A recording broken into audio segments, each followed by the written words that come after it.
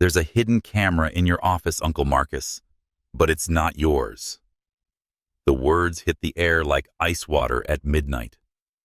Marcus Blackwood froze his fingers, hovering over the holographic keyboard, as the soft blue glow of his quantum workstation flickered in the darkness. 42 floors above Manhattan, in his penthouse office, worth more than most people's homes, the CEO of QuantumMind AI felt his world tilt on its axis. He turned slowly, as if the air had thickened around him. There in the doorway stood Zara Johnson, 10 years old, dark skin catching the monitor's glow, her intelligent eyes far too serious for such a young face. She gripped the edge of his mahogany desk, like it was the only thing keeping her anchored to reality. Zara. His voice was careful. Too careful. The little girl who had lost her parents in a plane crash 8 months ago stepped closer. Her bare feet silent on the thick Persian rug. She leaned in close enough that he could feel her breath warm against his ear. "It's behind the painting," she whispered. "The one Miss Elena brought." Marcus felt his stomach drop. Elena Rosetti, his fiancée, the beautiful art dealer who had brought light back into his life after years of loneliness.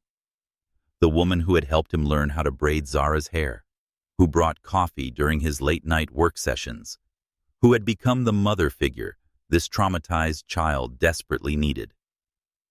"What do you mean, a camera?" he asked, though part of him already knew the answer would shatter everything he thought he understood about his life. "I saw it blink at night," Zara said, "and I scanned it. The signal doesn't match any of your devices." Marcus leaned back slowly in his chair, studying this remarkable child, who had just told him something his entire security team had missed. Zara, quiet, observant. Zara, who barely spoke to adults, unless pressed, had detected surveillance equipment that professionals had overlooked. "How long have you known?" "Since last week." Her voice was small, but steady. "But I wasn't sure you'd believe me." The words hit him like a physical blow. This extraordinary child had been carrying this knowledge alone because she was afraid the adult who was supposed to protect her wouldn't trust her judgment. Marcus stood with slow, deliberate steps and crossed to the painting Elena had hung 4 weeks ago.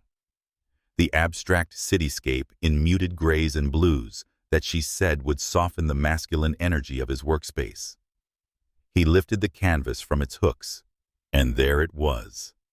A black circle no bigger than a pencil eraser. A lens.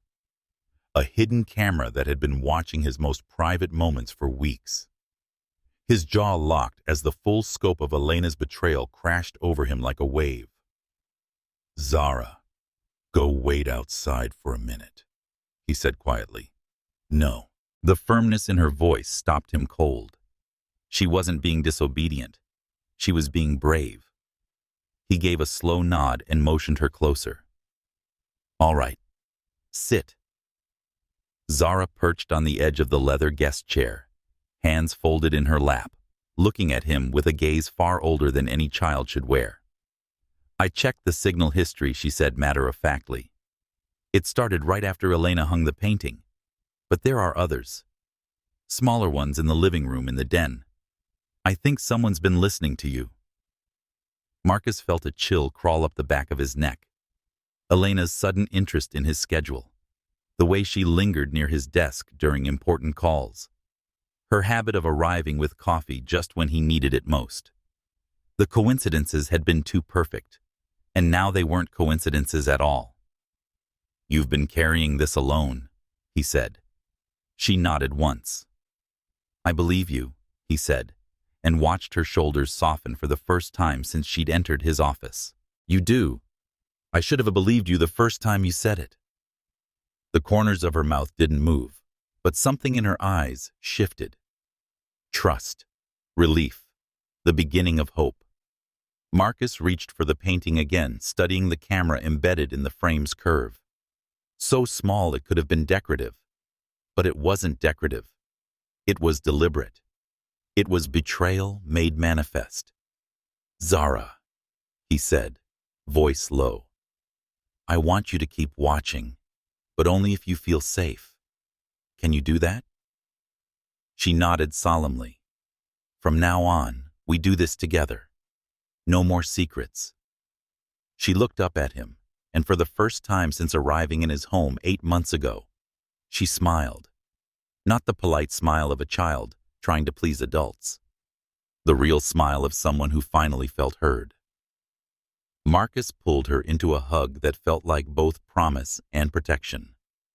Elena would be home soon, expecting to find the same trusting fool she'd been manipulating for 14 months. Instead, she would find a family forged stronger by her betrayal. The war for their survival was about to begin. The morning after Zara's revelation, Marcus sat in his QuantumMind office, fingers dancing across holographic interfaces with practiced precision. To any observer, including Elena's surveillance equipment, he appeared to be conducting routine security maintenance. In reality, he was crafting the most sophisticated disinformation of his career. His phone buzzed with a text from Elena. "Missing you, darling. Can't wait to see you and Zara tonight." The casual affection tasted like poison now. Rex Martinez appeared in the doorway. Marcus's old college roommate turned private security expert. At 41, Rex retained the compact build of his Navy SEAL days, though his dark hair was now touched with silver. "Christ," Marcus, Rex said, taking in his friend's haggard appearance. "When you called at 4 a.m., talking about potential foreign infiltration, I thought you were having a breakdown." "I feel worse than I look," Marcus replied. "Thanks for coming. You said Zara was in danger. I would have been here in half the time if I hadn't been in D.C. As they rode the private elevator, Marcus outlined Zara's discovery of the surveillance network. Rex listened without interruption, his expression growing grimmer with each detail. "A 10-year-old detected a surveillance operation that your entire security team missed," Rex said when Marcus finished. "That's either embarrassing as hell or a testament to how sophisticated these people are," both Marcus admitted. Rex moved through the office with systematic efficiency, examining the hidden camera with a magnifying glass. "Military grade," he said finally. "Israeli or Russian manufacture. This costs more than most people's cars and requires extensive technical knowledge to install." "Which means Elena had help." "Elena is help," Rex corrected. "This kind of operation requires months of planning and coordination with handlers who know what intelligence to prioritize. Your girlfriend didn't decide to become a spy for fun. She was recruited, trained, and deployed specifically to target you." The words drove home the reality that his relationship with Elena had been built on lies from day one. Every shared moment, every expression of love, carefully orchestrated to gain access to military secrets. Rex pulled out a scanning device and began sweeping the office. "We've got 4 additional signals in this room alone. They didn't just plant one camera. They've been upgrading their network as they gained access." Marcus felt sick. "The charity gala where we met was for the Children's Hospital. She researched my charitable commitments and used them to orchestrate our introduction." "Classic approach," Rex confirmed. "Target's psychological profile indicates strong protective instincts toward children. Deploy an asset who can appear at events he's likely to attend." She played the long game. 14 months of building trust, becoming part of our family, and gathering intelligence on your security protocols, work habits, emotional vulnerabilities, and access to classified defense projects. "Marcus, this isn't just corporate espionage. If they're after Project NEXUS, we're talking about threats to national security." Project NEXUS represented 15 years of artificial intelligence research, a quantum-enhanced system capable of analyzing threats faster than any human operator. In the wrong hands, it could cripple American infrastructure or launch untraceable attacks. "Who do you think they're working for?" Marcus asked. Could be anyone with resources to steal cutting-edge military AI technology. China, Russia, North Korea, or non-state actors with sufficient funding. Rex's scanner beeped as he examined Marcus's desk. Got another one. They've been monitoring your computer activity, as well as conversations. Marcus thought of the late nights when he'd worked on Nexus algorithms, the secure video conferences with Pentagon officials, the classified emails he'd answered, while Elena brought him coffee and smiled at his dedication. We need to assume they have everything Marcus said. Every file I've accessed, every conversation, every security protocol. Then, we're dealing with one of the most successful intelligence penetrations in corporate history. And the only reason we discovered it is because a 10-year-old girl was too curious for her own good. Rex began making calls, assembling a team of surveillance experts and cybersecurity analysts who would arrive at the estate under cover of maintenance work. What about Zara? Marcus asked. I can't put her in danger. Zara stays but protected. Based on what you've told me about her technical skills, she might actually be an asset in this operation. She's 10 years old, Marcus protested. She's a 10-year-old who detected surveillance that fooled your entire security apparatus. The question isn't whether she's capable. It's whether we're smart enough to use her capabilities while keeping her safe. Marcus considered this, thinking of Zara's fierce determination to protect their family, her analytical mind that saw patterns others missed. What do you have in mind? Elena expects to return to a household where she has complete surveillance coverage and psychological control. Instead, we're going to turn her operation against her. We'll feed her false information while documenting her activities. We'll trace her communications to identify her handlers. And we'll gather enough evidence to expose the entire network. A counterintelligence operation, Marcus said. Exactly. Elena wants to play spy games in your house. Fine, but she's about to discover she's not the only one who knows how to run a deception. Rex's phone buzzed with status updates from his team. My people will be in position by noon. We'll have counter-surveillance throughout the house, communication intercepts on the frequencies Zara identified, and recording equipment that will capture every move Elena makes. What about the existing cameras? We leave them in place. Elena expects them to function normally, so we'll let her handlers receive intelligence they think they're stealing. But we'll control what they see. Instead of actual Nexus work, they'll get disinformation designed to mislead and expose their operation. There's one more thing, Rex said seriously.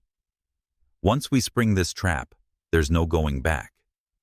Elena and her handlers will know they've been compromised, and they'll likely escalate. We could be looking at legal retaliation or physical threats. They already threatened Zara the moment they put a camera in her bedroom, Marcus said, his voice hardening. Now it's our turn to show them what happens when they target the wrong family. Then let's go to war. The Blackwood estate felt oddly lighter that afternoon, like something poisonous had finally been exhaled. Rex's team had been arriving under various covers. The cable technician upgrading the network was actually a cybersecurity expert installing quantum-encrypted systems. The landscaping crew had embedded surveillance equipment. The cleaning service was specialists sweeping for additional devices. Zara met Marcus at the door, eyes bright with excitement she was trying to hide. "How was your day at the office?" she asked with slight emphasis. "Very productive," Marcus replied, their coded message confirming Rex's preparations were complete. Mrs. Adelaide appeared from the kitchen, wiping her hands on an apron that smelled of cornbread. Elena's favorite, though the irony wasn't lost on them. Elena called about an hour ago. Adelaide reported neutrally, despite the anger Marcus could see behind her eyes. Her flight landed early, but she's stopping by the gallery. Should be here around 7. Marcus checked his watch. 2.5 hours to ensure everyone understood their roles in the elaborate deception they were about to perform. Rex emerged from the library, having traded his military bearing for the relaxed posture of a family friend. He'd changed into casual clothes that disguised the compact pistol Marcus knew he carried. "Marcus, good to see you." Rex said loudly enough for surveillance to pick up. "Thanks for inviting me for dinner. It's been too long." "Always a pleasure," Marcus replied, establishing Rex's presence as a normal social visit. "I know Elena's looking forward to meeting you." As they moved through familiar rituals of dinner preparation, Marcus marveled at how normal everything appeared. A successful businessman coming home to family, sharing a meal with an old friend, looking forward to his girlfriend's return. No observer would suspect they were preparing for confrontation with trained intelligence operatives. But underneath the surface normalcy, every movement was calculated, every word chosen for potential impact on listening ears, every gesture designed to maintain the fiction that Elena's targets remained unaware of her true nature. At 6:15, Rex's phone buzzed. He glanced casually, then excused himself their signal that Elena's vehicle had been spotted approaching. Marcus felt his heart rate increase as the moment of truth approached. For 14 months, Elena had played her role perfectly. Now it was his turn to give a performance. Zara squeezed his hand under the kitchen island, offering comfort and solidarity. This remarkable child had detected the threat his security apparatus had missed, and now she would help neutralize it. "She's here," Adelaide announced from the window. Marcus watched Elena emerge from her silver Audi, looking every inch the successful art dealer in an elegant black dress. But now, knowing the truth, he could see subtle signs he'd missed. The way her eyes scanned the grounds with professional awareness. The practiced ease balancing purse and briefcase while checking her phone. The slight pause as she approached the door, mentally preparing for performance. Elena was beautiful, charming, sophisticated. She was also a trained operative who had manipulated his emotions and exploited a grieving child's trust. Tonight, she would discover the Blackwood family was not as defenseless as she'd assumed. The door chimed as Elena entered, her voice carrying through the mansion with warm affection that now sounded like fingernails on glass. "I'm home," she called. The counterintelligence operation was about to begin. Elena's heels clicked against marble as she hung her coat and set down her briefcase. She looked radiant, cheeks flushed from evening air, smile bright with apparent joy. "Where are my favorite people?" she called. Marcus emerged from the kitchen, with Zara both wearing expressions of pleased surprise that felt surreal given their knowledge. Zara ran forward with apparent excitement, and Elena scooped her into an embrace that would have seemed touching to anyone who didn't know about the surveillance equipment Elena had planted in the child's bedroom. "I missed you so much, sweetheart," Elena said, hugging Zara tightly. Paris was beautiful, but it wasn't the same without my family. The word family hit Marcus like a blow, but he forced pleasant expression as Elena approached with outstretched arms. Her kiss tasted like jasmine perfume, and for a moment, despite everything, his body remembered the comfort her presence had once brought. "Welcome home," he said steadily. "How was the gallery opening?" "Magnificent," Elena replied, eyes sparkling with apparent enthusiasm. "I have so many stories. The Impressionist collection was extraordinary, and I made contacts interested in acquiring pieces for American collectors." She was good, Marcus realized. Even knowing she was a trained operative, he could still feel the pull of her charisma and apparent sincerity. "Rex is joining us for dinner," Marcus said. "I hope you don't mind the company." "Of course not," Elena said, though Marcus thought he detected a flicker of something in her eyes before her smile returned. "I've been looking forward to meeting him." As they moved toward the kitchen, Marcus noticed Elena's subtle but professional scan of the room, cataloging details with trained efficiency. She was assessing Rex's presence, evaluating whether his appearance represented threat or social complication. Rex stood as they entered, extending his hand with easy charm. "Elena, I presume Marcus has told me wonderful things. I'm Rex Martinez, the famous roommate from MIT. Elena said, her handshake lasting just long enough to be friendly. Marcus tells me you're in security now. Private consulting. Rex replied dismissively. Corporate risk assessment, executive protection. Not nearly as exciting as Marcus's work or your art world adventures. Marcus watched the exchange, noting how Rex positioned himself to seem like a successful but uncurious friend, while gathering intelligence about Elena's reaction. The security mention was particularly subtle, making her cautious without being overtly threatening. Dinner smells amazing, Adelaide, Elena said, turning attention to the older woman with apparent fondness. I brought something special from Paris, a bottle of champagne from a vineyard that's been in the same family for 400 years. She retrieved an elegant bottle from her briefcase, presenting it with the thoughtful gesture that had characterized her entire relationship with the Blackwood family. Every birthday remembered, every preference noted, every kindness calculated to deepen emotional bonds that would make betrayal more devastating when discovered. Except it had been discovered, and now her thoughtfulness felt like psychological warfare. Dinner proceeded with warm conversation that would satisfy any listening equipment. Elena shared stories about Parisian galleries. Rex told edited tales from military days, and Zara contributed observations, showcasing intelligence without revealing technical capabilities. But underneath surface normalcy, Marcus sensed tension from three people maintaining elaborate deceptions while detecting signs their performances were questioned. Elena watched Rex for security threats.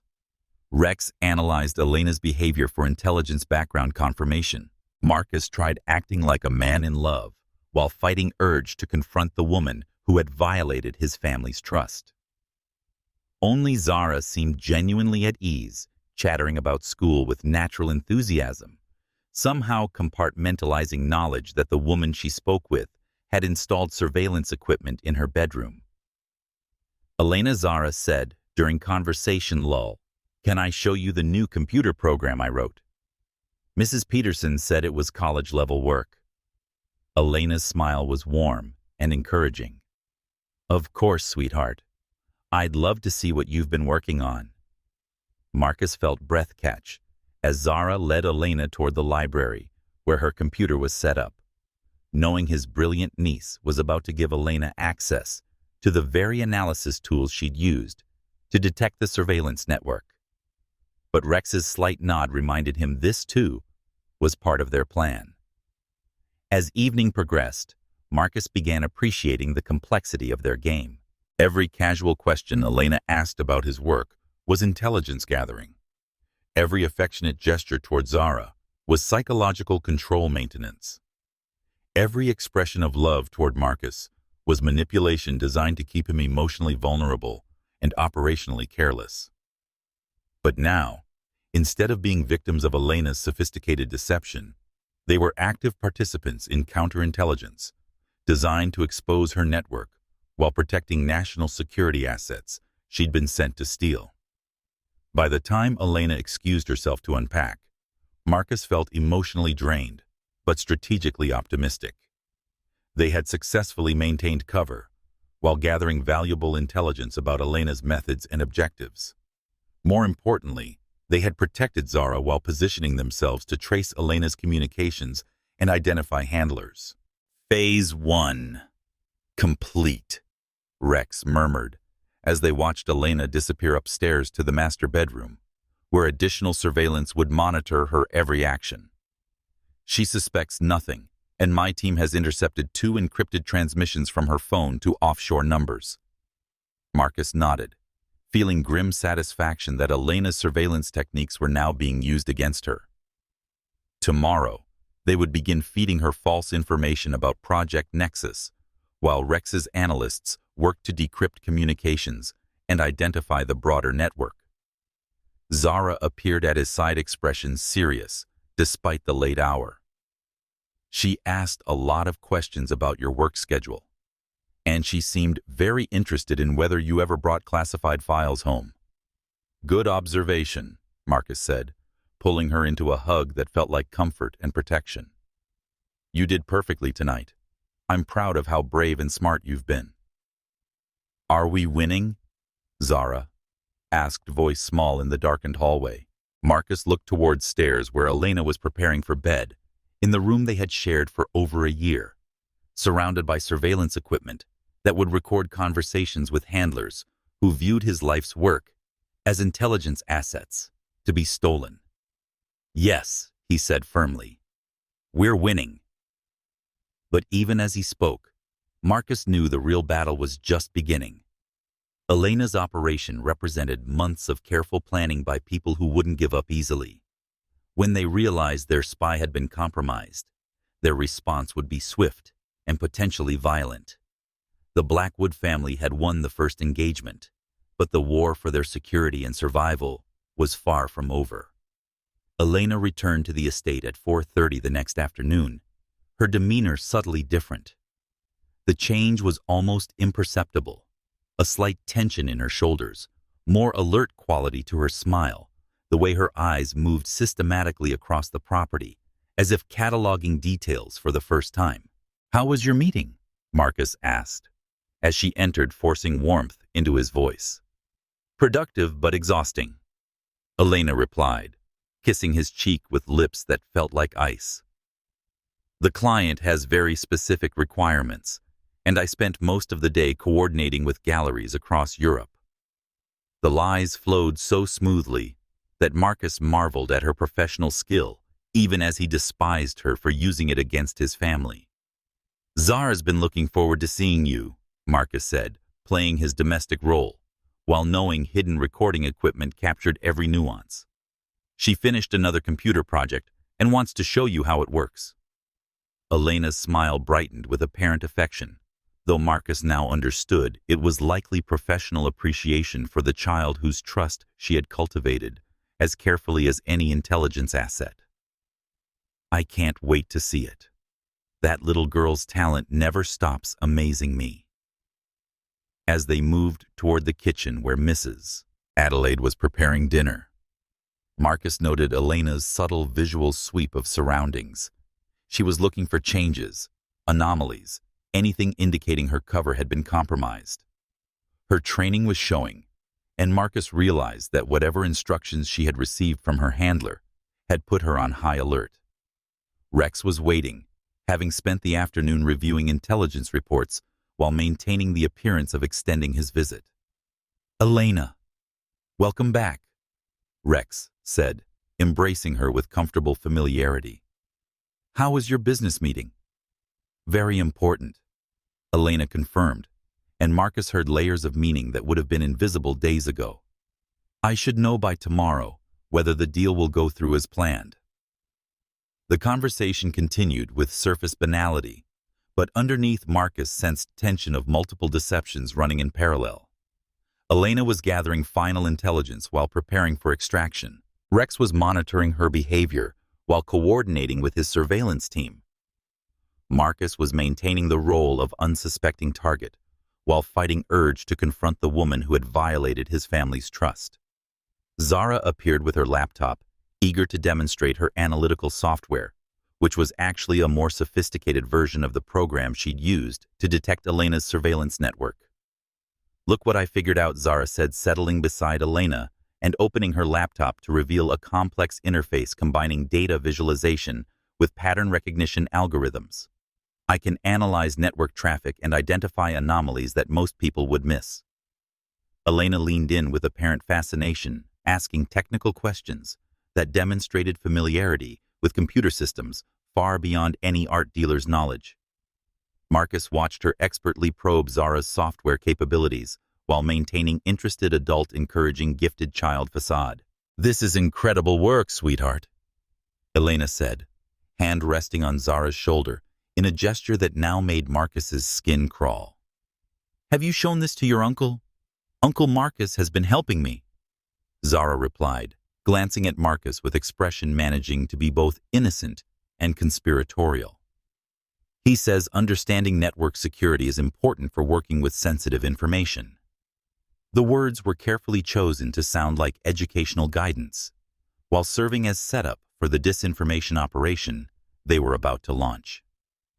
Elena's slight smile indicated she had received the message exactly as intended. After dinner, as they settled in the living room, Marcus received the text message that would trigger the next phase. His phone buzzed, and he glanced with casual attention of someone checking routine communication, but the message, carefully crafted to appear authentic while containing precise information Elena needed to hear, made his expression shift to concerned surprise. "Everything all right?" Elena asked, voice carrying exactly the right note of loving concern, mixed with curiosity. "Work issue," Marcus replied, acting skills strained as he played a man who had just received genuinely alarming news. "The Pentagon wants to accelerate the Nexus timeline.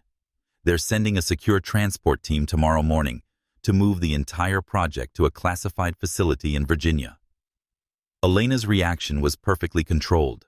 Brief widening of eyes, slight tightening around her mouth, the response any loving partner might have to unexpected news affecting their relationship. But Marcus caught the micro-expression of calculation that flickered before her concerned smile returned. "That seems sudden," she said. "Is there some security concern?" Marcus nodded gravely, allowing frustration with the fictional situation to show.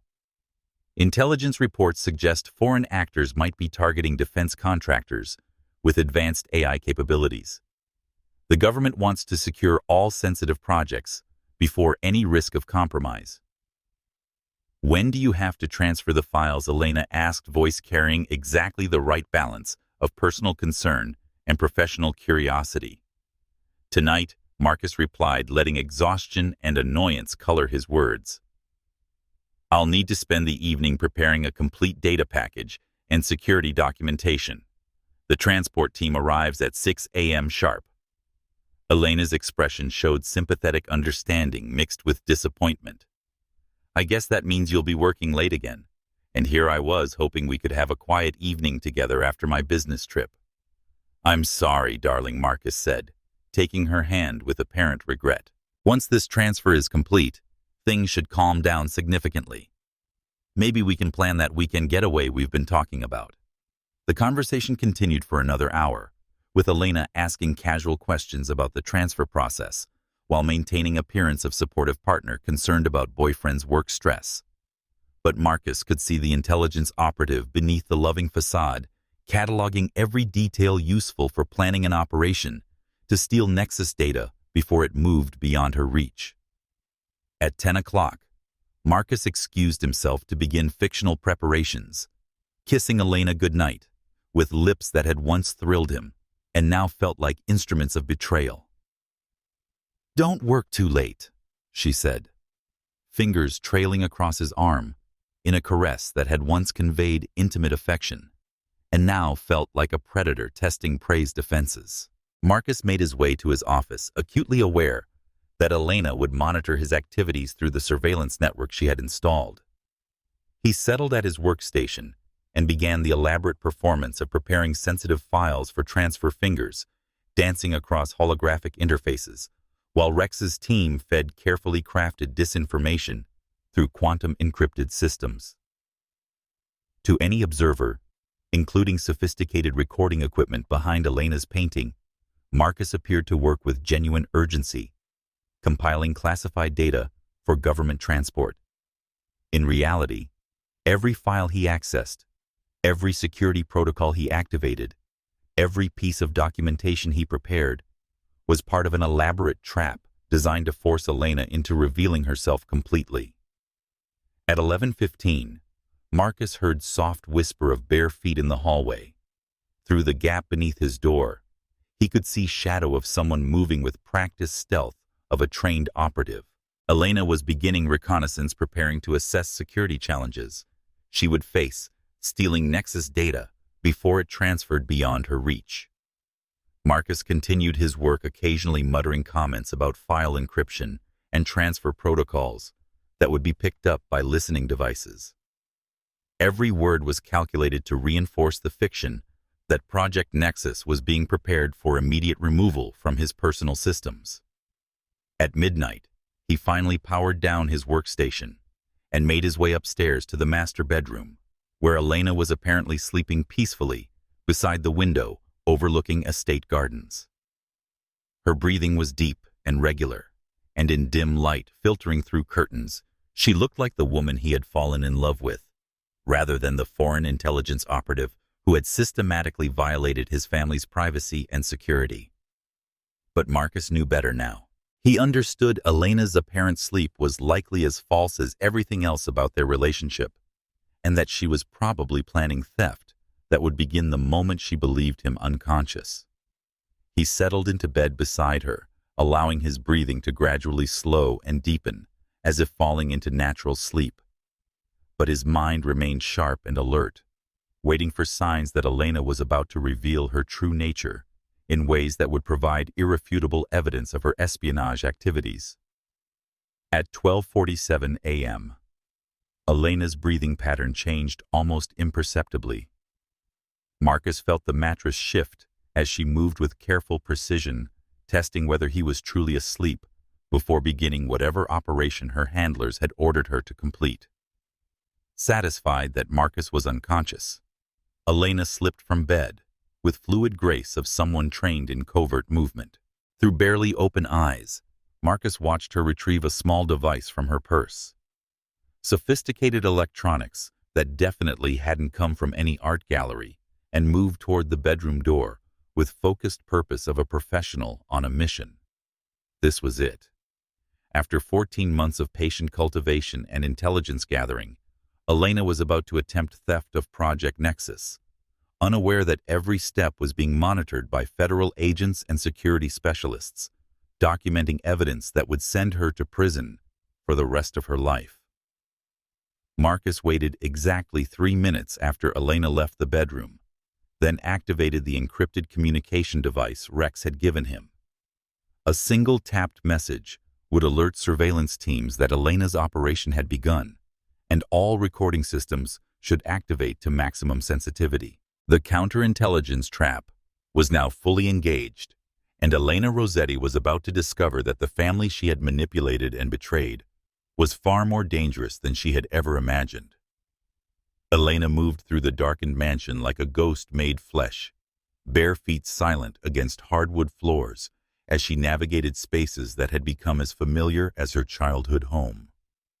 But tonight, the comfortable domestic environment felt different, charged with tension of an operation that would determine whether 14 months of careful cultivation would result in intelligence coup her handlers demanded, or catastrophic exposure that ended careers and lives. She paused at the top of the main staircase, listening to subtle sounds of a house at rest, while trained senses cataloged every creak of settling timber and whisper of wind through eaves. The golden retriever that usually slept in the kitchen was quiet, which meant Mrs.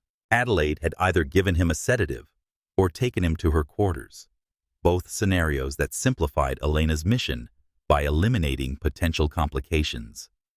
The device in her hand was smaller than a cell phone, but exponentially more powerful, a quantum-encrypted data extraction unit that could bypass most commercial security systems and copy terabytes of information in minutes. Her handlers had provided it specifically for this operation, along with instructions that made clear the consequences of failure. Project NEXUS represented more than just advanced military technology. In the wrong hands, the artificial intelligence algorithms Marcus had developed could revolutionize everything from financial markets to nuclear weapon systems. The consortium of foreign intelligence services that had invested in Elena's operation viewed NEXUS data as a strategic asset that could shift global power balance, and they had made clear that failure to acquire it was not acceptable. Elena reached the ground floor and moved toward Marcus's office, passing the kitchen where she had shared countless family meals while systematically gathering intelligence about the man she was paid to betray. The irony wasn't lost on her. Over 14 months, she had developed something resembling genuine affection for Marcus, and even protective feelings towards Zara, emotions that complicated her professional objectives in ways training had never prepared her to handle. But personal feelings were luxuries intelligence operatives couldn't afford, especially when stakes involved national security and the kind of money that could fund small wars. Elena had been chosen for this mission precisely because of her ability to compartmentalize emotions and maintain operational focus even under extreme psychological pressure.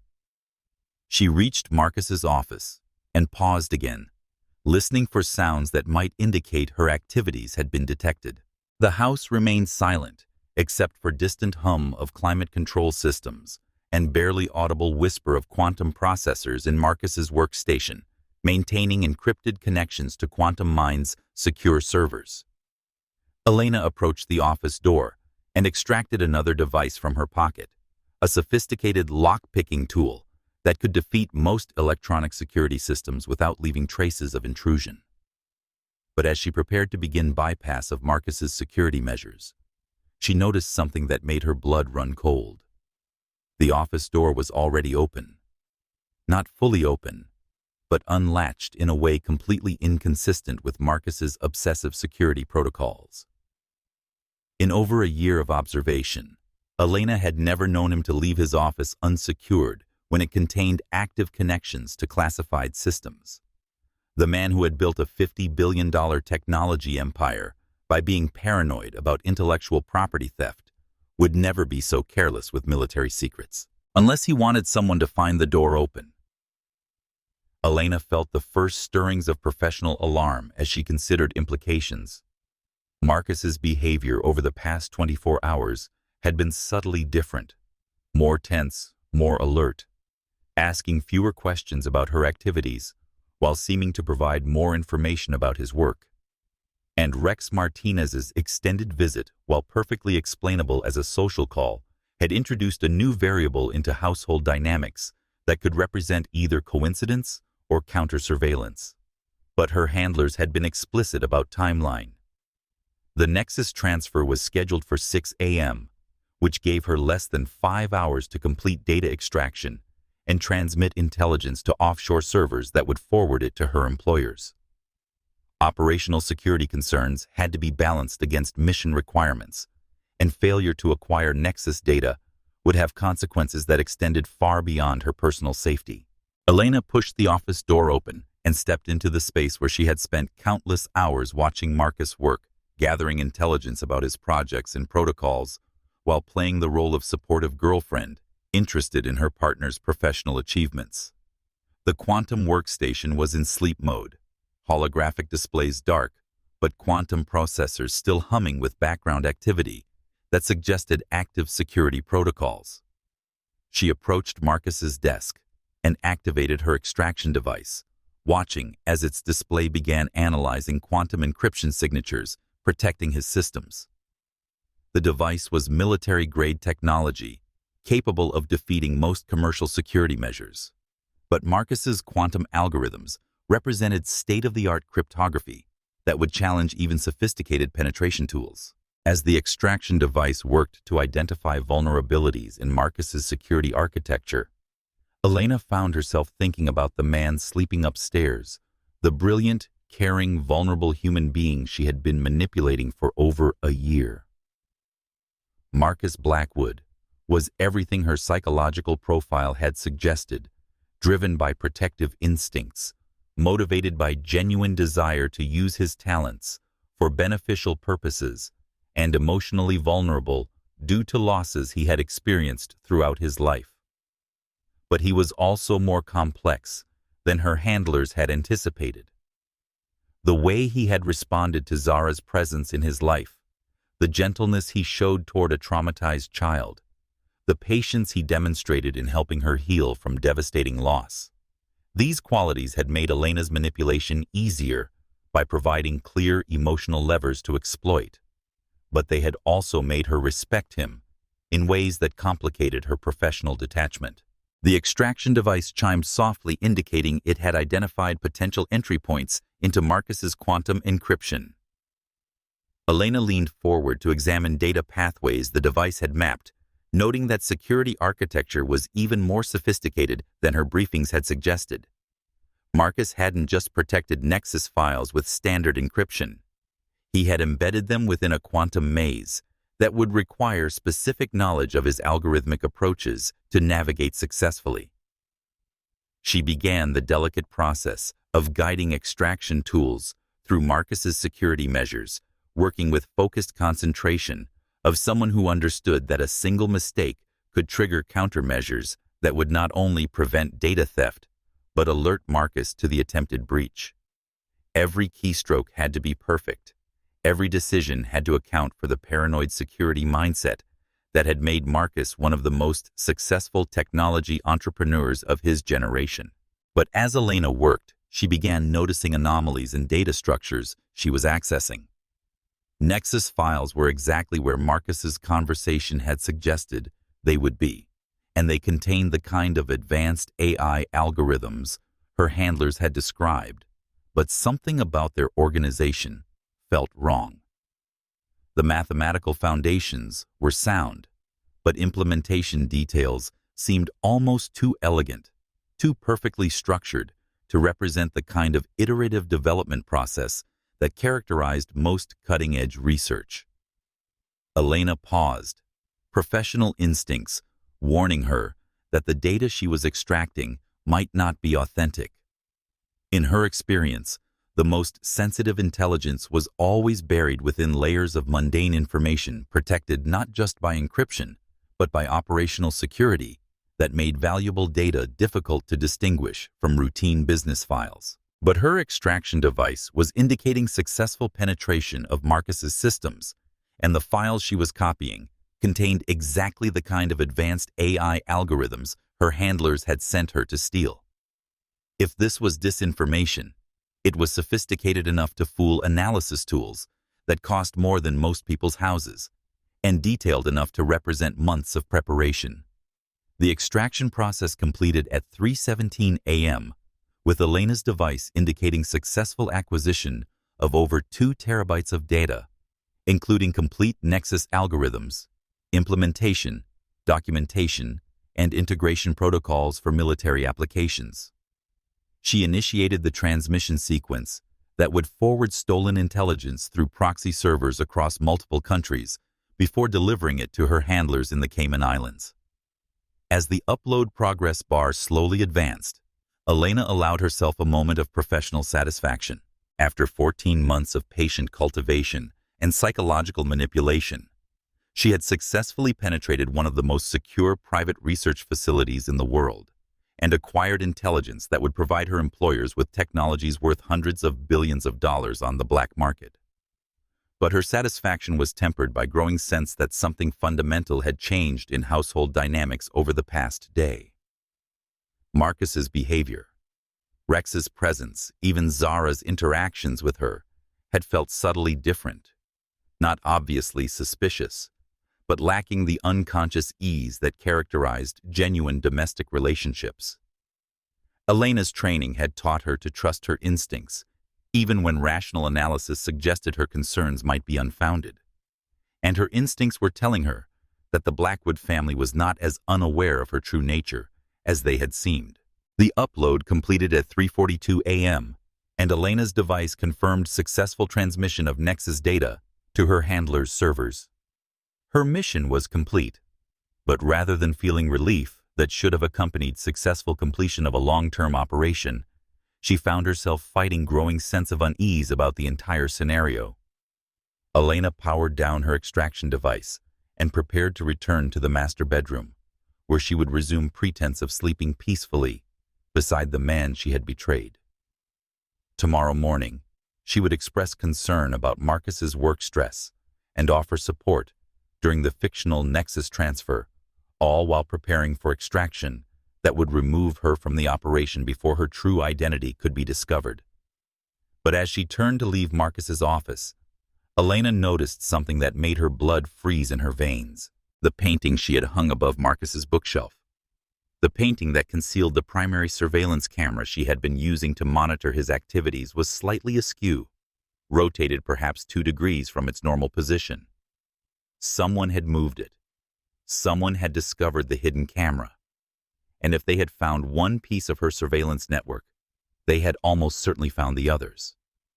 Elena's mind raced through implications as she realized that her 14-month operation had been compromised, possibly for days or weeks. Every conversation she had monitored, every piece of intelligence she had gathered, every communication with her handlers, all of it might have been observed by people who now understood exactly who she was and what she had been sent to accomplish, which meant that the data she had just stolen might be bait in a trap that was about to close around her with devastating force. Elena heard footsteps in the hallway outside the office. Not the casual sounds of someone moving through their own home, but the measured cadence of people positioning themselves with tactical precision. She recognized the sound because she had made similar movements during her own training, and she understood that her time as an undetected intelligence operative had just come to an end. The office door swung open to reveal Marcus Blackwood, but not the vulnerable, trusting man she had been manipulating for over a year. This Marcus stood with confident bearing of someone who held all advantages in a confrontation, and his eyes held cold fury of a man who had discovered the full extent of her betrayal. Behind him stood Rex Martinez, no longer playing the role of casual college friend, but revealing himself as the professional operator Elena now realized he had always been. And beside Rex was Zara, the brilliant child whose technical skills Elena had underestimated, and whose loyalty to her guardian she had catastrophically misjudged. "Hello, Elena Marcus," said his voice carrying quiet intensity of controlled rage. "Or should I call you by your real name? The one your handlers use when they're giving you orders to spy on my family and steal military secrets that could get Americans killed."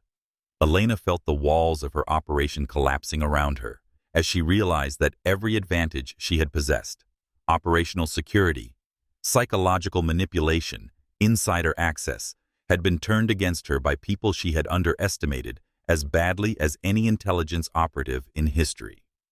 She was trapped in the home she had violated, surrounded by the family she had betrayed, with evidence of her espionage activities, captured by recording devices that would send her to federal prison for the rest of her life. The hunter had become the hunted, and Elena Rosetti was about to discover that the Blackwood family was far more dangerous than she had ever imagined. The silence in Marcus's office stretched like a taut wire between Elena and the three people who had just destroyed 14 months of careful planning in a single devastating moment. Elena's mind raced through potential responses, denial, misdirection, emotional manipulation, but the cold precision in Marcus's eyes told her that any attempt at deception would only make her situation worse. "I suppose you think you're very clever," Elena said finally, her voice steady, despite adrenaline flooding her system. The mask of loving girlfriend had fallen away completely, revealing the trained operative beneath. "Recording me setting up your little trap playing the wounded victim while you orchestrated this elaborate counterintelligence operation." Marcus stepped further into the office, his movement casual but purposeful. Elena recognized the body language of someone who had backup and overwhelming tactical advantage, and she understood that any attempt to fight or flee would be futile.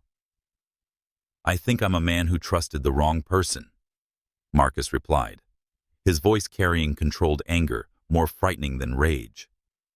"I think I'm someone who opened his home and his heart to a woman who viewed my family as nothing more than intelligence assets to be exploited." Elena's eyes flicked to Zara, who was watching the confrontation with focused attention of someone far older than her 10 years.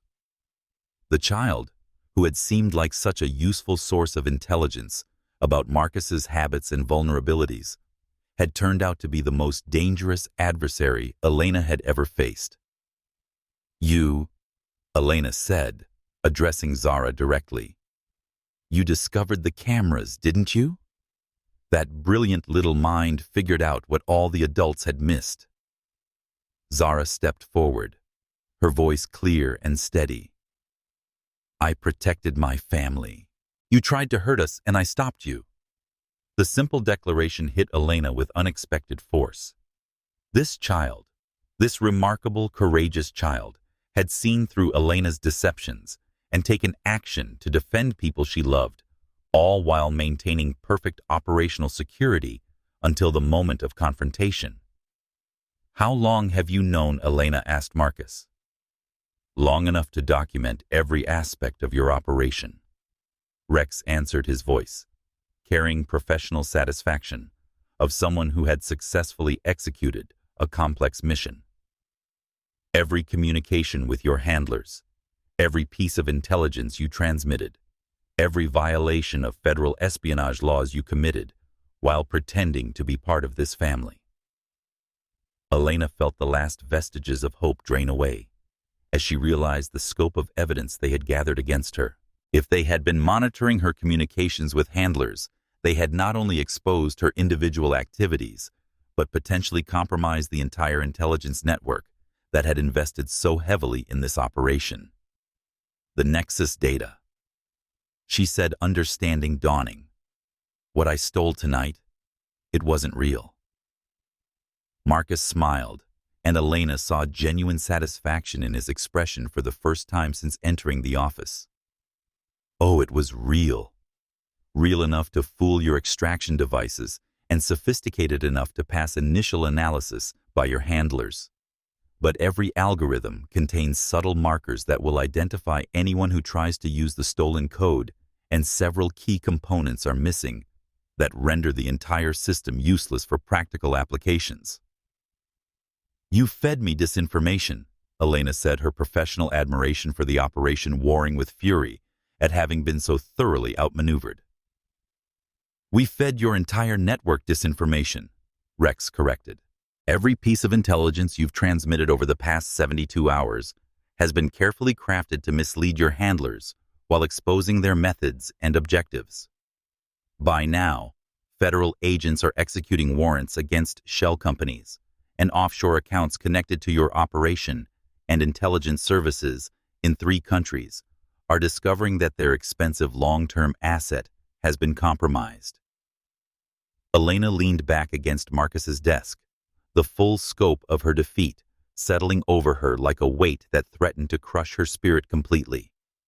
She had been played with a precision and sophistication that she could almost admire if it hadn't destroyed her career and guaranteed her imprisonment. "What happens now?" she asked. Marcus consulted his watch, noting that it was nearly 4 a.m. "Now we wait for the federal agents, who are already positioned around the estate, to take you into custody. You'll be charged with espionage, theft of classified government property, and conspiracy to commit acts of terrorism crimes that carry potential death sentences under current national security legislation." "But first," Zara said, her voice carrying strength that belied her age, "you're going to tell us about the other children." Elena frowned, not understanding what the child meant. "What other children?" "The ones your network targets." Zara continued, her eyes blazing with righteous anger. "The ones who lose their parents and become vulnerable to people who pretend to care about them while actually using their grief as weapons. I know you didn't come up with the idea of targeting me on your own. This kind of psychological manipulation is too sophisticated for a single operative." Elena felt her blood chill as she realized that Zara had identified something that even federal intelligence analysts might have missed. The targeting of orphaned children with exceptional abilities wasn't just a tactic Elena had improvised. It was part of a larger pattern that suggested systematic exploitation of vulnerable minors by intelligence networks. "I don't know what you're talking about," Elena said, but the lie felt hollow even to her. "Yes, you do," Marcus said, his voice dropping to a dangerous whisper. Zara ran analyses on missing children reports, academic records of gifted students who lost parents, and case files of custody situations involving high-value targets. "Your network doesn't just recruit adult assets. You exploit children who have nowhere else to turn." Elena remained silent, understanding that confirming Marcus's suspicions would not only expose additional criminal activities, but provide evidence that could be used to protect other vulnerable children from similar exploitation. "How many others are there?" Rex asked, his voice carrying authority of someone who had interrogated hostile operatives before. How many children are being used as intelligence assets? Because people like you view trauma as a recruitment opportunity. Elena looked at the three faces surrounding her. Marcus's controlled fury, Rex's professional determination, and Zara's fierce protectiveness for children she had never met but understood were facing dangers similar to what she had experienced. She realized that her capture represented more than just the failure of a single intelligence operation.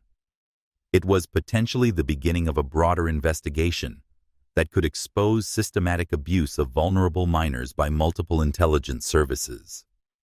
"I want to make a deal," Elena said finally. Marcus's expression hardened. "You're not in a position to negotiate." "I am, if you want to save the other children," Elena replied, playing the only card she had left. "My handlers will know within hours that this operation has been compromised. They'll activate extraction protocols for assets in similar situations, which means vulnerable children in foster care or custody situations will either be moved beyond your reach or eliminated as security liabilities." The words hung in the air like a physical presence, and Elena saw the impact they had on her captors. Marcus's protective instincts toward children, Rex's military training that prioritized mission success over personal satisfaction, and Zara's emotional connection to other orphaned children. All of these factors created leverage that Elena could potentially exploit. "What kind of deal?" Rex asked, his voice carefully neutral. "Complete cooperation with federal investigators in exchange for protective custody rather than general population imprisonment," Elena said. "I provide names, locations, operational details, and communication protocols for the entire network. In return, you ensure that I survive long enough to testify and that my cooperation actually results in rescuing the children who are currently being exploited." Marcus looked at Rex, then at Zara, weighing Elena's proposal against his desire to see her punished for the betrayal of his family's trust. But Elena could see the moment when his protective instincts toward all children outweighed his personal need for revenge. "If you're lying," Marcus said quietly, "if this is some kind of manipulation designed to improve your legal situation without actually helping other victims, I will personally ensure that your prison experience is as unpleasant as federal law allows." "I'm not lying," Elena replied, and for the first time since her capture, her voice carried genuine emotion rather than calculated performance. "I've done terrible things in service to people who view human beings as disposable assets, but I won't be responsible for the deaths of children, even if cooperating means spending the rest of my life in prison." Rex activated his encrypted communication device, sending messages that would alert federal agents to prepare for Elena's surrender and coordinate with Child Protective Services agencies to locate and secure potential victims. Within minutes, the Blackwood estate would be swarming with law enforcement officers, federal prosecutors, and intelligence analysts, who would begin the complex process of unraveling a network that had operated undetected for years. Elena looked around Marcus's office one last time, taking in the space where she had spent countless hours gathering intelligence, while pretending to be part of a family that had shown her more genuine kindness than she had experienced in years of professional relationships. The irony wasn't lost on her that the people she had been sent to betray were now the only ones willing to ensure her physical safety in exchange for information that could save lives. "For what it's worth," Elena said, addressing Marcus directly, "my feelings for you and Zara weren't entirely false. The mission required me to manipulate your emotions, but somewhere along the way, I developed genuine respect for the kind of man you are and protective feelings toward that extraordinary child. It doesn't excuse what I did, but it's the truth." Marcus studied her face, looking for signs of continued deception, but finding only the exhausted honesty of someone who had finally stopped running from the consequences of her choices. "It's worth something," he said finally.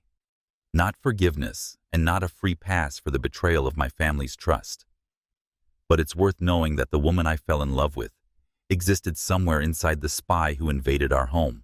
Elena nodded, understanding that this was likely the closest thing to absolution she would ever receive for the damage she had caused.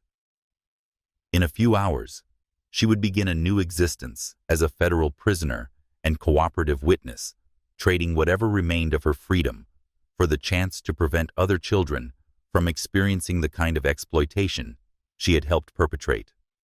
The sound of vehicles approaching the estate announced the arrival of federal agents who would formally arrest Elena and begin the process of dismantling the intelligence network she had served. But for this brief moment in the office where her operation had begun and ended, Elena found herself grateful to the family she had betrayed for showing her that redemption was possible, even for people who had committed unforgivable acts. The war between the Blackwood family and the forces that had threatened them was finally over. But the larger battle to protect vulnerable children from exploitation by intelligence networks was just beginning. 6 weeks after Elena's arrest, the Blackwood estate felt simultaneously too quiet and too crowded. Federal agents had concluded their evidence gathering, removing Elena's surveillance equipment while leaving their own monitoring systems that would provide ongoing security for a family that had become targets of international intelligence networks. Marcus stood in his office, looking at the wall where Elena's painting had hung, while concealing the camera that had recorded his most private moments. The space was now occupied by one of Zara's digital art pieces, a complex visualization of network security protocols that was both beautiful and functional, serving as a real-time display of the estate's current threat status. Where Elena had hidden instruments of betrayal behind false beauty, Zara had created genuine art that openly declared her role as the family's guardian against future deceptions. Uncle Marcus Zara's voice drew his attention to the doorway, where she stood holding a tablet that had become as much a part of her daily outfit as her school backpack. "Agent Chen is on the secure video link. She says she has updates about the other children." Marcus activated the quantum encrypted communication system. Agent Chen's face appeared on the large monitor, her expression showing cautious optimism that suggested good news tempered by ongoing concerns. "Marcus Zara." Agent Chen said, her voice carrying clearly through the secure connection. "I wanted to update you on Operation Guardian Angel, the coordinated effort to rescue the children Elena identified as being exploited by intelligence networks." Marcus felt Zara move closer, her small hand finding his as they prepared to hear whether Elena's cooperation had actually resulted in protecting vulnerable minors. "We've successfully recovered 14 of the 17 children Elena identified," Agent Chen continued. 3 were moved beyond our reach before we could execute rescue operations. But we have intelligence suggesting they're alive and may be recoverable through international cooperation. Marcus felt relief mixed with frustration. 14 children saved was significant victory, but 3 children still in the hands of people who viewed them as disposable assets represented ongoing failure that would haunt him until they were brought to safety. "How are they doing?" Zara asked, her voice carrying mature concern that reminded Marcus how much she had grown through their shared ordeal. "It's complicated," Agent Chen replied honestly. "Most of them didn't understand they were being exploited. Their handlers had invested significant time in making the children believe they were loved and protected. Separating them from familiar adults, even adults who were manipulating them, has been traumatic in ways we're still trying to address." Marcus understood the psychological complexity Agent Chen was describing. Elena's manipulation had been devastating precisely because it had seemed so genuine, and children would be even more vulnerable to such sophisticated emotional deception. "What kind of support are they receiving?" Marcus asked. "Comprehensive trauma counseling, educational assessments to understand their individual needs, and placement with families who have experience caring for children who have been victims of psychological manipulation," Agent Chen said. "It's going to be a long process, but early indications suggest that most of them will be able to recover and build healthy relationships once they're in stable, honest environments. Zara leaned forward toward the monitor, her expression serious. Agent Chen, can I ask you something? Of course, Zara. You've earned the right to ask anything you want about this investigation. Are there more children who haven't been identified yet? Elena said the network had been operating for years, maybe decades. If they've been targeting vulnerable kids with special abilities, for that long there could be hundreds of victims we don't know about. Agent Chen's expression grew grave as she considered Zara's question, and Marcus felt a chill at the implication that Elena's network might represent just a small fraction of a much larger pattern of child exploitation. That's an excellent and terrifying question, Agent Chen replied. Elena's cooperation has provided us with intelligence about networks operating in North America and Europe, but we're discovering connections to similar operations in Asia, Africa, and South America. The scope of organized exploitation of vulnerable children by intelligence networks is larger than we initially understood. Marcus felt a familiar surge of protective rage at the thought of countless children being manipulated by adults who viewed their trauma and abilities as recruitment opportunities, rather than qualities that deserved protection and nurturing. What can we do to help? Marcus asked. Agent Chen smiled, and Marcus recognized the expression of someone who had been hoping for exactly that question. Actually, we've been discussing that.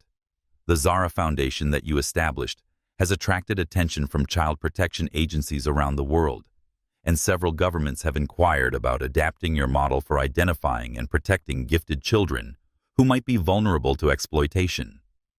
Marcus looked at Zara, whose face lit up with the kind of excitement she usually reserved for particularly elegant programming solutions.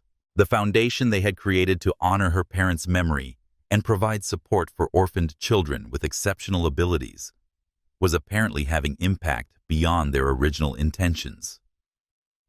You want us to help create an international early warning system for protecting vulnerable children. Zara said, her analytical mind immediately grasping the broader implications. Exactly, Agent Chen confirmed. Your combination of technological resources, personal experience with this kind of exploitation, and genuine commitment to child welfare makes you uniquely qualified to develop systems that could prevent what happened to your family from happening to others. Marcus felt a sense of purpose settling over him that was different from the satisfaction he derived from his technology businesses. Building quantum computers and artificial intelligence systems was intellectually rewarding and financially successful, but protecting children from exploitation felt like work that could provide meaning beyond personal achievement. What would that involve? Marcus asked. Partnership with international law enforcement agencies, development of analytical tools for identifying suspicious patterns in custody and foster care situations, and creation of secure communication systems that would allow vulnerable children to report concerns without fear of retaliation, Agent Chen explained. Zara was already opening applications on her tablet, her mind clearly racing through the technical challenges involved in creating global systems for child protection. We'd need quantum encrypted networks that couldn't be penetrated by hostile intelligence services, AI algorithms capable of analyzing behavioral patterns that might indicate manipulation, and user interfaces simple enough for scared children to navigate under stress. Marcus watched with amazement as his 10-year-old niece began sketching architecture for systems that could protect thousands of children from exploitation by some of the most sophisticated criminal networks in the world. Her traumatic experience with Elena's betrayal was being transformed into expertise that could prevent similar trauma for countless others. There's one more thing, Agent Chen said. Elena's cooperation has been extensive and reliable, but she's requested an opportunity to speak with both of you directly. She says there are aspects of her operation that she can only explain to people who experience them personally. Marcus felt his jaw tighten at the thought of facing Elena again, But beside him, Zara was nodding with determined expression that meant she had already decided the meeting was necessary. "What could she tell us that she hasn't already told federal investigators?" Marcus asked. "She claims there were elements of genuine emotion in her relationship with your family that affected her operational decisions in ways her handlers never understood," Agent Chen replied. "According to Elena, her psychological manipulation of you and Zara became complicated by feelings that she wasn't trained to handle, and those complications may have influenced her network's strategic planning in ways that could be relevant to protecting other families." Zara looked up at Marcus, her eyes holding wisdom of someone who had learned to distinguish between genuine emotion and calculated manipulation through painful personal experience. "I think we should meet with her," Zara said quietly. "Not because we forgive her or trust her, but because understanding how she thinks might help us protect other children from people like her." Marcus nodded slowly, recognizing that his remarkable niece was once again demonstrating the kind of courage and insight that had saved their family. If facing their betrayer could provide intelligence that would protect other vulnerable children, then it was a necessary confrontation, regardless of personal discomfort. "Schedule the meeting," Marcus told Agent Chen. "But I want full security protocols and recording systems that will document everything Elena says. If she's still trying to manipulate us, I want evidence that can be used against her." "Understood," Agent Chen replied. And Marcus: "Zara, thank you. Your willingness to transform personal trauma into protection for other children is exactly the kind of response that gives me hope for winning this larger battle against networks that exploit vulnerable minors." After the call ended, Marcus and Zara stood together in the office where Elena's betrayal had been discovered and their counterintelligence operation had been planned. The space felt different now, not haunted by deception, but strengthened by their shared commitment to ensuring that other families wouldn't experience similar violations of trust. "Are you ready to see her again?" Marcus asked Zara. "No," Zara replied honestly. "But being ready isn't the same as being willing. And I'm willing to do whatever it takes to protect other kids from people who think children are just tools to be used." Marcus pulled Zara into a hug that felt like both comfort and promise. Comfort for the trauma they had endured together, and promise that their experience would be transformed into protection for children they might never meet, but whose safety had become their shared responsibility. Elena Rosetti had invaded their home, intending to steal military secrets and exploit a grieving child's trust. Instead, she had unknowingly created a partnership between Marcus and Zara that would dedicate itself to ensuring that intelligence networks could never again hide their predatory activities behind false expressions of love and care. The war for the safety of vulnerable children was far from over, but the Blackwood family was no longer fighting defensively. They were taking the battle to networks that had operated in shadow for too long, and they were doing it with the kind of righteous determination that came from surviving betrayal and choosing to transform pain into purpose. 1 year after Elena's arrest, the Blackwood estate had transformed from a fortress under siege into a global headquarters for child protection efforts that were reshaping how vulnerable minors were identified and protected from exploitation by intelligence networks. The Georgian colonial mansion that had once hidden surveillance equipment and concealed betrayal now hummed with legitimate activity of an international foundation dedicated to ensuring that no child would ever again be used as an unwitting intelligence asset. Marcus stood in what had once been his private office, now converted into a secure command center where analysts from 6 countries coordinated efforts to identify and rescue children being exploited by criminal networks.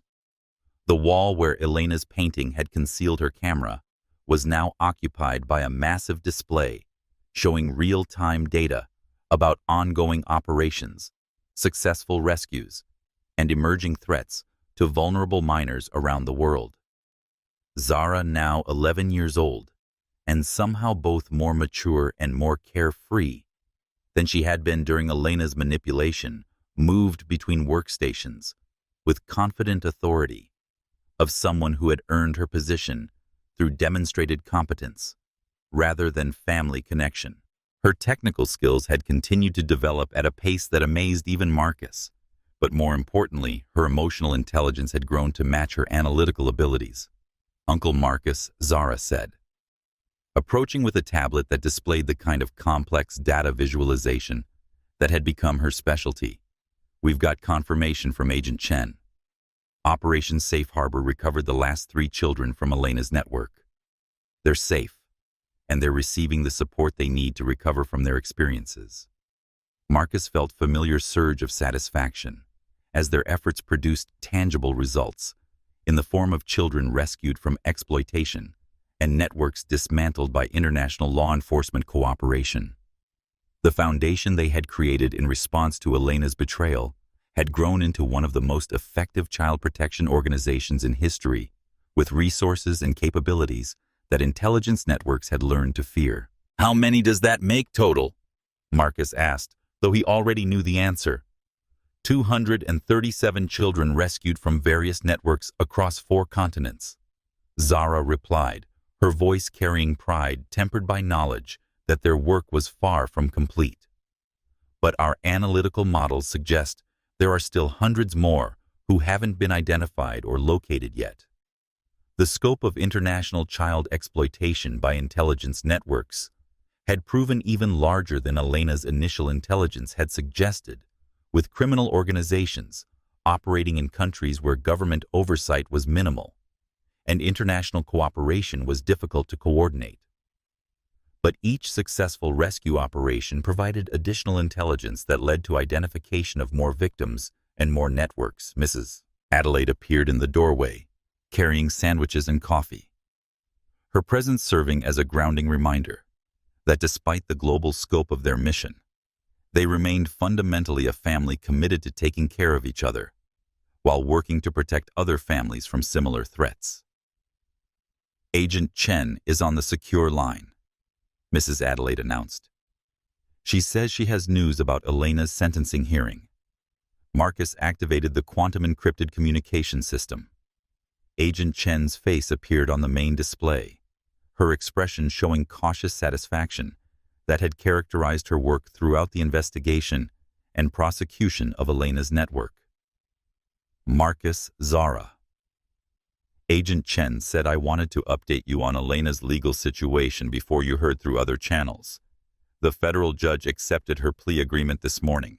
She'll serve 25 years in minimum security federal prison, with eligibility for parole after 15 years if she continues to cooperate with ongoing investigations. Marcus felt a complex mixture of emotions at the news.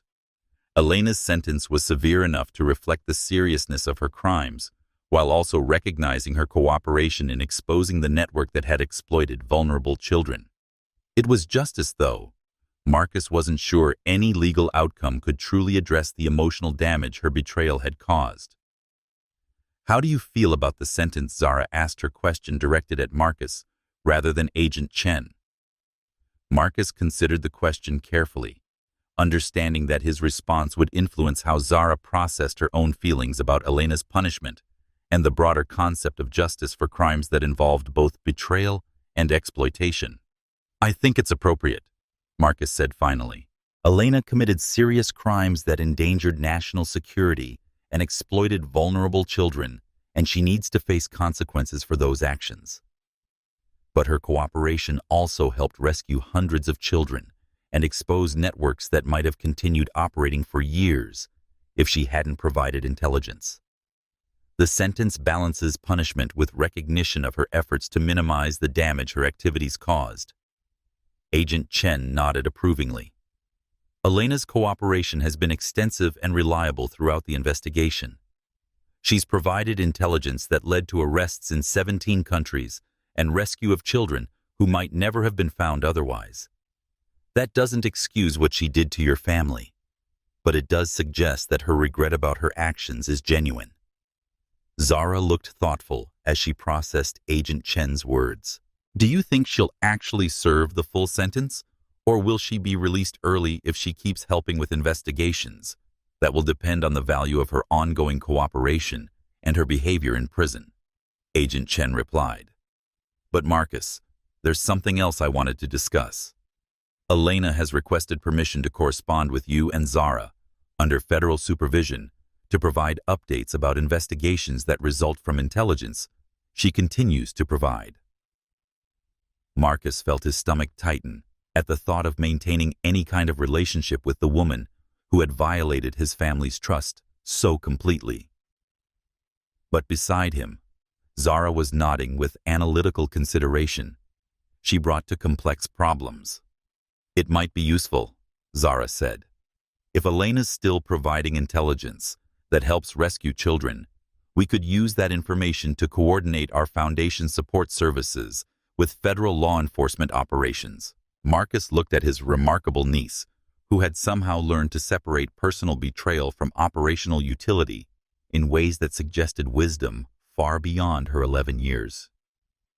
Zara's ability to focus on protecting other children, rather than dwelling on her own trauma, continued to inspire him and remind him why their work was so important.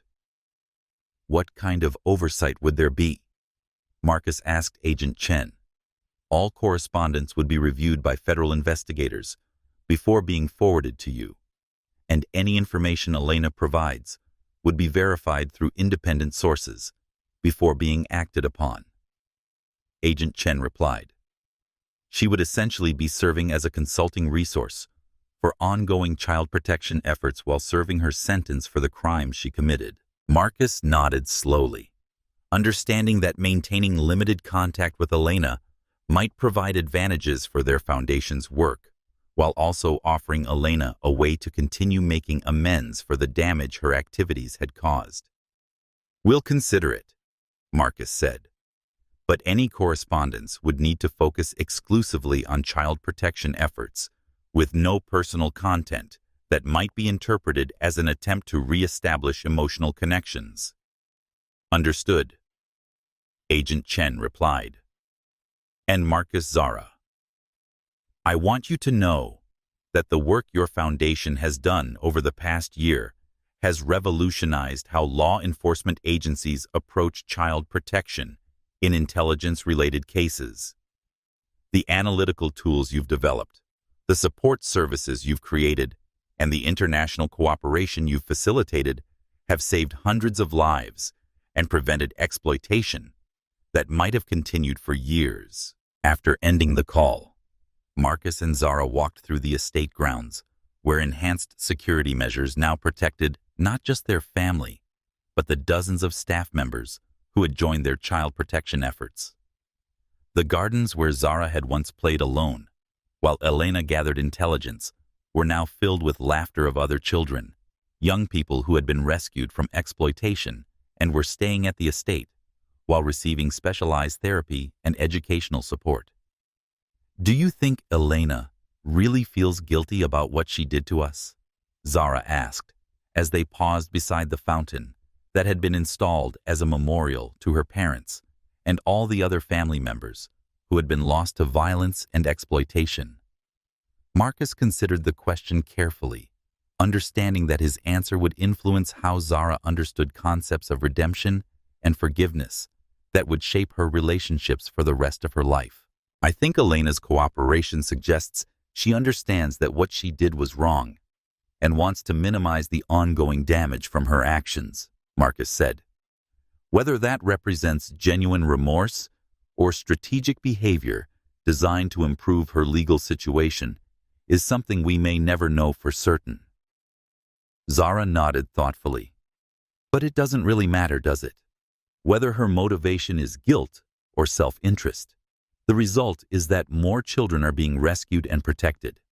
Sometimes, good outcomes can come from bad people doing the right thing for the wrong reasons. Marcus marveled at his niece's insight, recognizing that she had developed sophisticated understanding of human psychology that would serve her well as she continued to grow into the kind of leader who could navigate complex moral situations with wisdom and compassion. What matters most is that we use whatever resources we have available, including Elena's intelligence, to protect children who are in danger right now. Marcus agreed. Our job isn't to judge Elena's motivations. It's to make sure that other families never experience what we went through. They stood together in comfortable silence, watching the children who were staying at the estate play games that would have been impossible for them just months ago when they were being used as unwitting intelligence assets by criminal networks. These children were learning to trust again, to form genuine relationships, and to use their exceptional abilities for purposes that would benefit society, rather than serve the interests of people who viewed them as disposable tools. The Blackwood estate had been transformed from a target of intelligence exploitation into a sanctuary for children who had survived similar threats. Elena's betrayal had wounded Marcus and Zara in ways that would never fully heal. But their response to that betrayal had created something larger and more important than their individual recovery. They had built a fortress of protection around vulnerable children worldwide, staffed by people who understood that love and vigilance were not contradictory but complementary forces in the battle against predators who disguised themselves as protectors. Elena Rosetti had come to their home intending to steal military secrets and exploit a grieving child's trust. Instead, she had unknowingly catalyzed the creation of a global network dedicated to ensuring that intelligence services could never again hide their predatory activities behind false expressions of care and affection. It was not the kind of justice that could be measured in prison sentences or financial penalties, but it was perhaps the most meaningful form of redemption possible: the transformation of personal trauma into universal protection for those who could not protect themselves. The war against networks that exploited vulnerable children would continue for years to come, but the Blackwood family was no longer fighting defensively.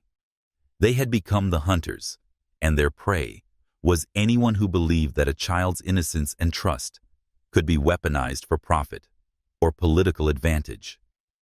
In the end, that might be Elena's most significant contribution to their lives, teaching them that the strongest response to betrayal was not revenge, but the determination to ensure that no one else would ever experience similar betrayal. Love had proven stronger than deception.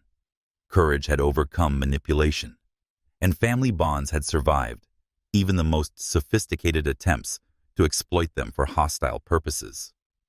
The hidden camera in Marcus's office had been intended to steal secrets and destroy lives. Instead, it had revealed the extraordinary strength that could emerge when ordinary people decided to protect children they had never met from dangers they had never imagined. And that, Marcus realized, was a victory worth celebrating. 5 years later, the auditorium at the United Nations headquarters in New York fell silent as 15-year-old Zara Johnson Blackwood approached the podium, her confident stride and composed demeanor commanding attention from an audience that included heads of state intelligence directors and child protection advocates from around the world. The teenager who had once whispered warnings about hidden cameras in her guardian's office now carried herself with the authority of someone who had spent years translating personal trauma into global protection for vulnerable children.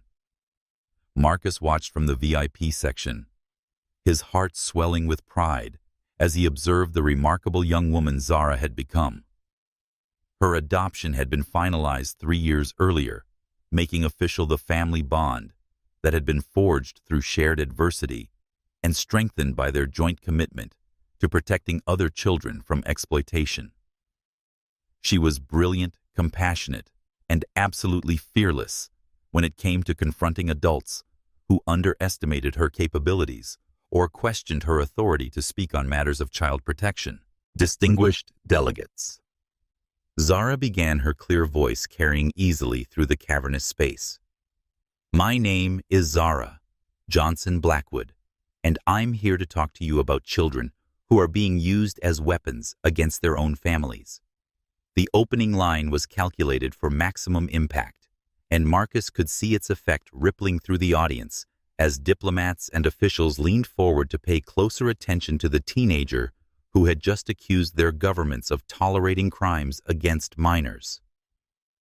5 years ago, I discovered that a woman who claimed to love my family was actually a foreign intelligence operative who had installed surveillance equipment throughout our home, including in my bedroom. Zara continued. She had been sent to steal military secrets from my guardian, but her mission included using me, a 10-year-old child who had recently lost her parents, as an unwitting intelligence asset. The personal revelation drew murmurs from the audience, many of whom were hearing the details of Zara's experience for the first time despite her growing international reputation as a child protection advocate. What I learned from that experience, and what we've confirmed through 5 years of investigation and rescue operations, is that intelligence networks around the world have developed systematic methods for exploiting vulnerable children with exceptional abilities, Zara said, her voice growing stronger as she moved into the analytical portion of her presentation. These children are not random targets. They are carefully selected based on psychological profiles that identify minors who are emotionally vulnerable but intellectually gifted. Then they are manipulated by adults who use their need for love and security as weapons against the families who are trying to protect them.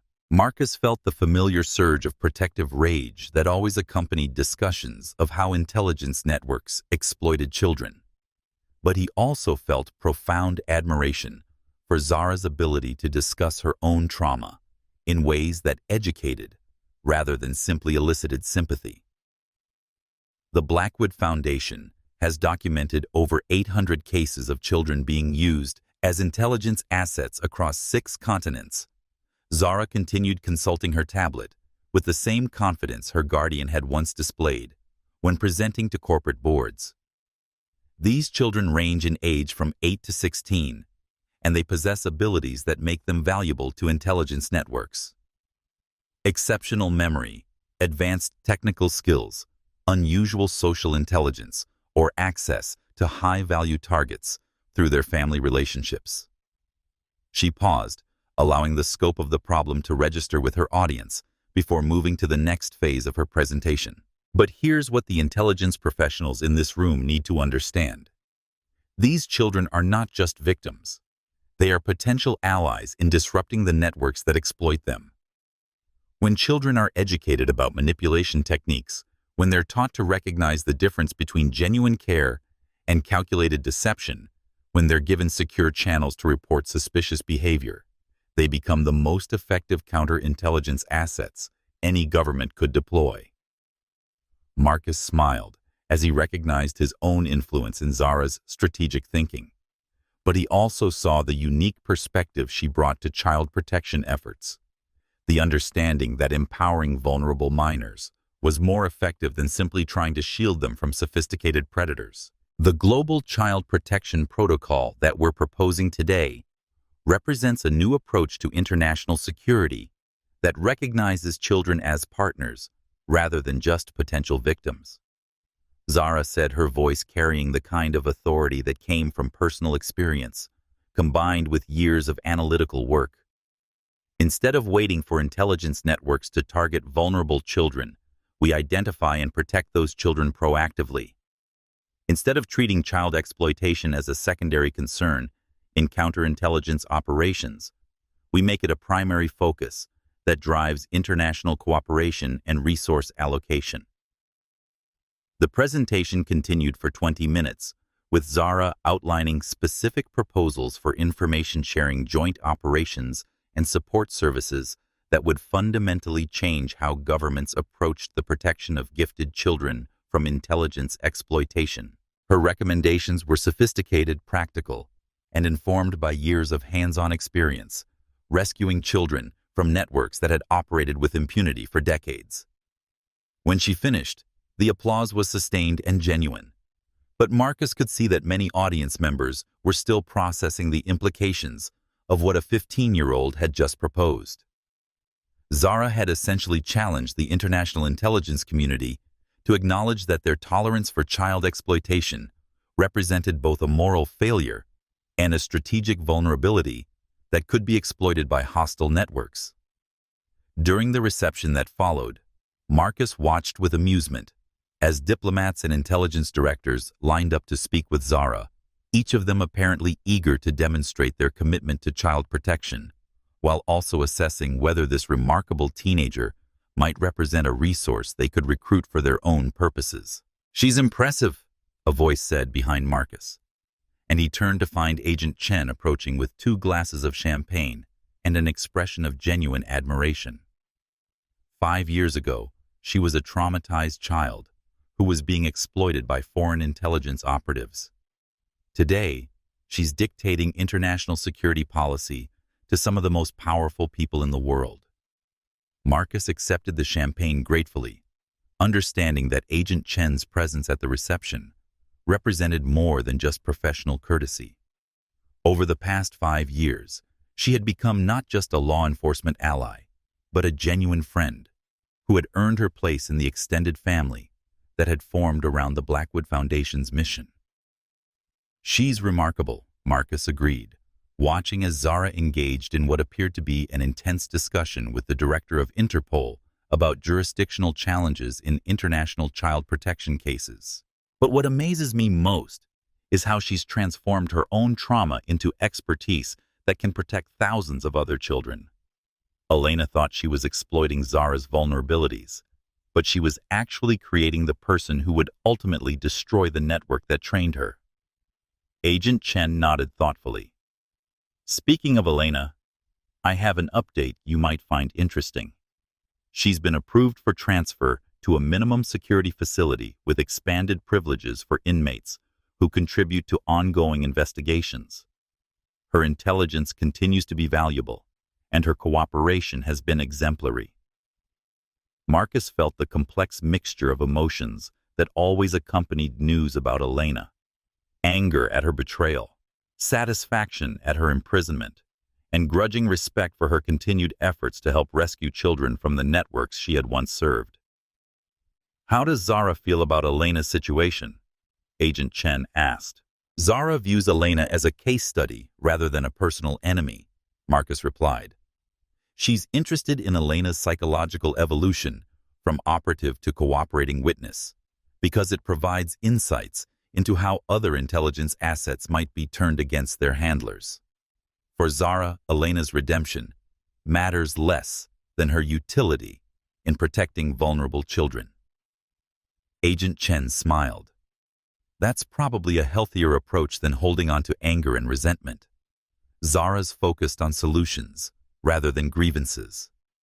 Their conversation was interrupted by Zara herself, who approached with the slightly overwhelmed expression of someone who had just spent an hour discussing complex policy issues with adults who were 3 times her age.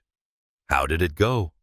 Marcus asked, pulling her into a hug that served as both congratulation and comfort. "Better than expected," Zara replied. "The European Union is interested in implementing our early warning systems for identifying at-risk children, and 3 African nations want to pilot our secure reporting networks.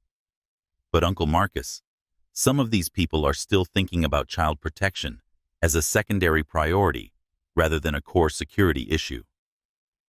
Marcus wasn't surprised by Zara's assessment. Despite 5 years of evidence that intelligence networks routinely exploited children, many government officials still viewed child protection as a humanitarian concern rather than a national security imperative. "Change takes time," Marcus said.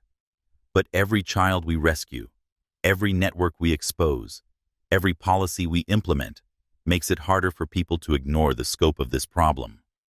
Zara nodded, but Marcus could see the frustration in her expression that came from understanding problems that adults either couldn't or wouldn't acknowledge. At 15, she possessed more expertise in child exploitation by intelligence networks than most career professionals, but she still had to navigate a world where her age sometimes overshadowed her knowledge. "There's something else," Zara said, lowering her voice as other reception guests moved past them. "I've been analyzing communication patterns from the networks Elena helped expose, and I think I've identified a new type of operation that we haven't seen before." Agent Chen leaned in closer, her professional interest immediately engaged. "What kind of operation?" "They're not just targeting individual children anymore," Zara explained. pulling out her tablet to show them data visualizations that mapped suspicious activities across multiple countries. They're targeting entire institutions, schools, orphanages, youth programs, where they can gain access to hundreds of potential assets simultaneously. Marcus felt his blood run cold as he realized the implications of what Zara was describing. If intelligence networks were moving from individual targeting to institutional infiltration, the scope of potential child exploitation was exponentially larger than anything they had previously confronted. "How confident are you in this analysis?" Agent Chen asked, studying the data patterns on Zara's screen. "Confident enough to recommend immediate investigation," Zara replied. "The pattern indicators are subtle, but they're consistent across multiple geographic regions and intelligence networks. Someone is scaling up their child exploitation operations in ways that could affect thousands of vulnerable minors." Agent Chen was already activating her secure communication device, preparing to alert federal investigators and international partners about Zara's discovery. "We'll need a comprehensive briefing as soon as possible. If you're right about this, we're looking at the largest child protection crisis in decades." As they prepared to leave the reception, Marcus reflected on how dramatically their lives had changed since the night Zara had whispered her warning about hidden cameras in his office. What had begun as a family crisis had evolved into a global mission that now influenced international security policy and protected vulnerable children on every continent. Elena's betrayal had wounded them in ways that would never fully heal, but their response to that betrayal had created something larger and more important than their individual recovery. They had built a network of protection around vulnerable children worldwide, staffed by people who understood that love and vigilance were not contradictory, but complementary forces in the battle against predators who disguised themselves as protectors. The war against networks that exploited children would continue probably for the rest of their lives. But Marcus no longer felt like they were fighting defensively against an invisible enemy. They had become the hunters pursuing people who believed that children's innocence and trust could be weaponized for profit or political advantage. And they were winning.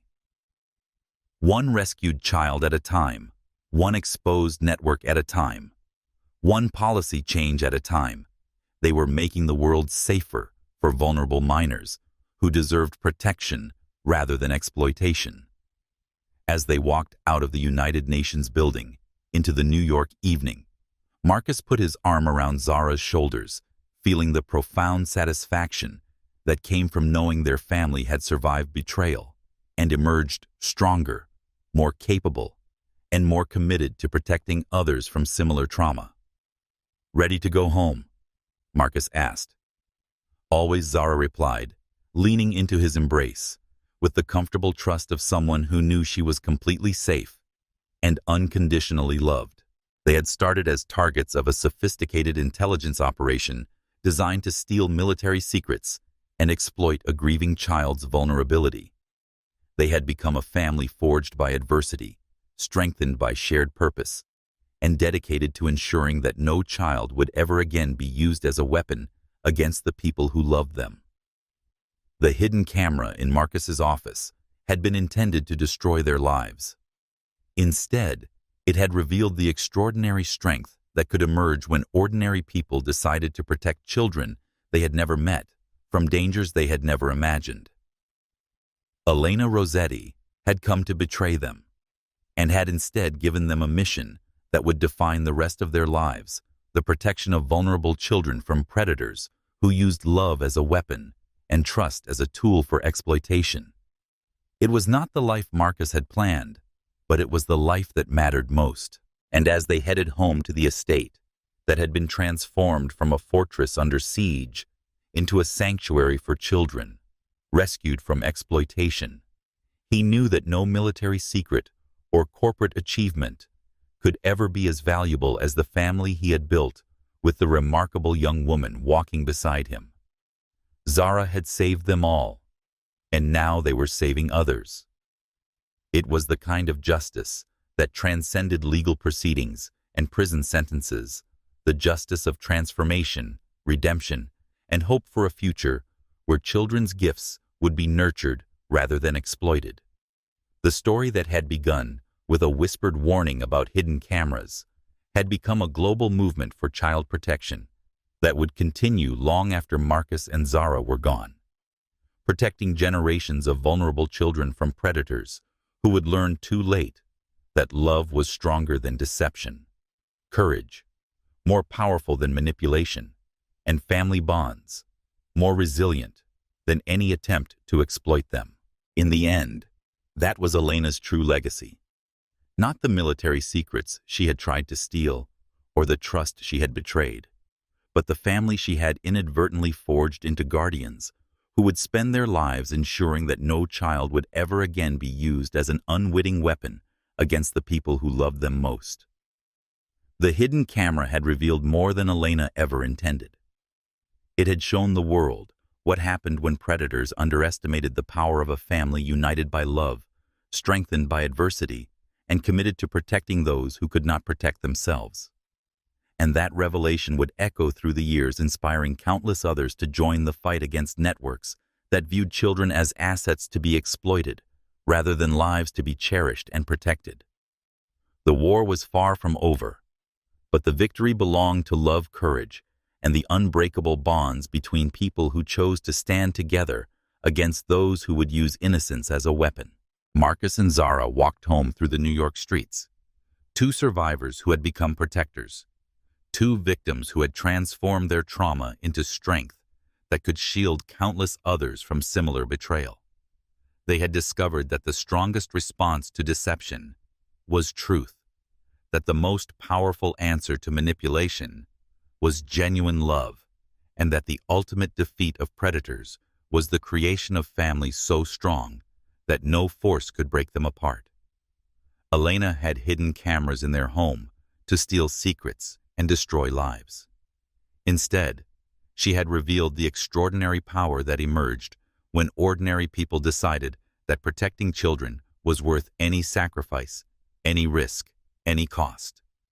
And that power would continue to grow one rescued child at a time, until no predator could hide behind false expressions of love, and no network could use innocence as a weapon against the families who would die to protect it. The hidden camera had been meant to destroy them. Instead, it had shown them who they really were: guardians, protectors and champions of every child who deserved love without manipulation, care, without exploitation, and safety, without compromise. It was a revelation worth celebrating, a victory worth sharing, and a mission worth dedicating their lives to completing. The story that began with betrayal had become a legacy of protection that would endure long after the cameras stopped recording and the secrets stopped mattering. Love had won. Family had survived. And children around the world were safer because two people had refused to let betrayal define them and had chosen instead to let it strengthen their commitment to protecting others from similar trauma. The hidden camera had revealed the truth that no force on earth was stronger than a family united in love and dedicated to protecting those who could not protect themselves. And that truth would echo through the years, inspiring generations of guardians who would ensure that children's gifts were celebrated rather than exploited, that their trust was honored rather than betrayed, and that their innocence was protected rather than weaponized. Elena Rosetti had come to steal secrets and destroy a family. Instead, she had created protectors who would spend their lives ensuring that no child would ever again be used as an unwitting weapon against the people who loved them most. It was justice of the highest order, the transformation of victims into guardians, trauma into strength, and betrayal into a mission that would protect countless children from predators who would learn too late that love was the strongest force in the universe. The hidden camera had been intended to destroy them. Instead, it had revealed who they truly were: protectors of the innocent, guardians of the vulnerable, and champions of every child who deserves safety, love, and protection without condition or compromise.